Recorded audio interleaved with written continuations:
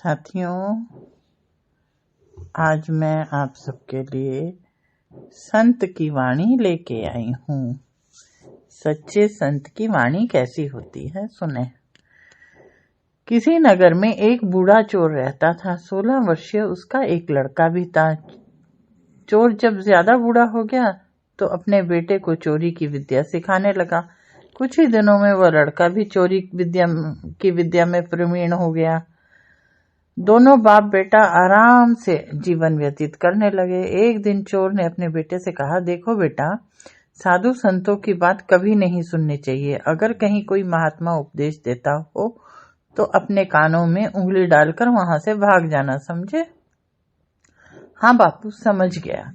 एक दिन लड़के ने सोचा, क्यों ना आज राजा के घर पर ही हाथ साफ कर दूं। ऐसा सोचकर उधर को ही चल दिया। थोड़ी दूर जाने पर उसने देखा कि रास्ते में बगल में कुछ लोग एकत्र होकर खड़े हैं। उसने एक आते हुए व्यक्ति से पूछा, उस स्थान पर इतने लोग क्यों एकत्र हुए हैं?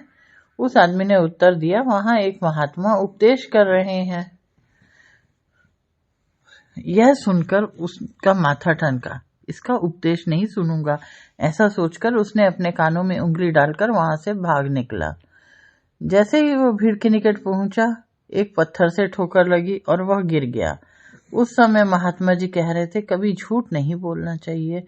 जिसका नमक खाएं उसका कभी बुरा नहीं सोचना चाहिए। ऐसा करने वालों को भगवान सदा सुखी बनाए रखता है। ये दो बातें उसके कान में पड़ी। झटपट उठा और कान बंद कर राजा के महल की ओर चल दिया। वहां पहुंचकर जैसे ही अंदर जाना चाहा कि वहां बैठे पहरेदार ने टोका, अरे कहाँ जाते हो, तुम कौन हो? उसे महात्मा का उपदेश याद आया, झूठ नहीं बोलना चाहिए। चोर ने सोचा, आज सच भी बोलकर देख लिया जाए। तो उसने उत्तर दिया, मैं चोर हूँ, चोरी करने जा रहा हूँ। अच्छा जाओ। उसने सोचा, राजमहल का नौकर होगा, मजाक कर रहा है। चोर सच बोलकर राजमहल में प्रवेश कर गया। एक कमरे में घुसा। वहां ढेर सारा पैसा तथा जेवर देखकर उसके मन खुशी से भर गया। एक थैले में सब धन भर लिया और दूसरे कमरे में जा घुसा। वहां रसोई घर था। अनेक प्रकार के भोजन वहां रखे थे। वहां खाना खाने लगा। खाना खाने के बाद वह थैला उठाकर चलने लगा तो फिर महात्मा का उपदेश याद आया, जिसका नमक खाओ उसका बुरा मत सोचो। उसने अपने मन में कहा, खाना खाया उसमें नमक भी था, इसलिए इसका बुरा नहीं सोचना चाहिए। इतना सोचा कि थैला वहीं रख दिया और वापस चल पड़ा। पहरेदार ने फिर पूछा, क्या हुआ, चोरी क्यों नहीं की? देखिए, जिसका नमक खाया है उसका बुरा नहीं सोचना चाहिए। मैंने राजा का नमक खाया है, इसलिए चोरी का माल नहीं लाया, वहीं रसोई घर में छोड़ के आया हूँ। इतना कहकर वो वहां से चला गया। उधर रसोइये ने शोर मचा दिया, पकड़ो पकड़ो, चोर भागा जा रहा है। पहरेदार ने चोर को पकड़कर दरबार में उपस्थित किया। राजा के पूछने पर उसने बताया कि एक महात्मा के द्वारा दिए गए उपदेश के मुताबिक मैंने पहरेदार के पूछने पे अपने आप को चोर बताया, क्योंकि मैं चोरी करने आया था। आपका धन चुराया, लेकिन आपका खाना भी खाया जिसमें नमक मिला था, इसलिए आपके प्रति बुरा व्यवहार नहीं किया और धन छोड़कर भागा। उसके उत्तर में पर राजा बहुत खुश हुआ और उसे दरबार में नौकरी दे दी।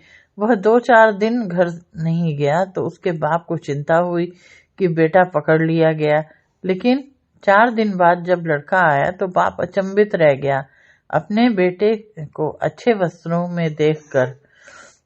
लड़का बोला, बापू, आप तो कहते थे किसी साधु संत की बात मत सुनो, लेकिन मैंने एक महात्मा के 2 शब्द सुने और उसी के मुताबिक काम किया, तो देखिए सच्चाई का फल क्या मिला।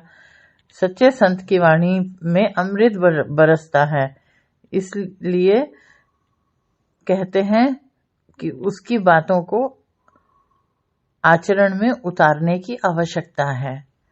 तो मित्रों, कैसी लगी ये कथा जरूर बताएं।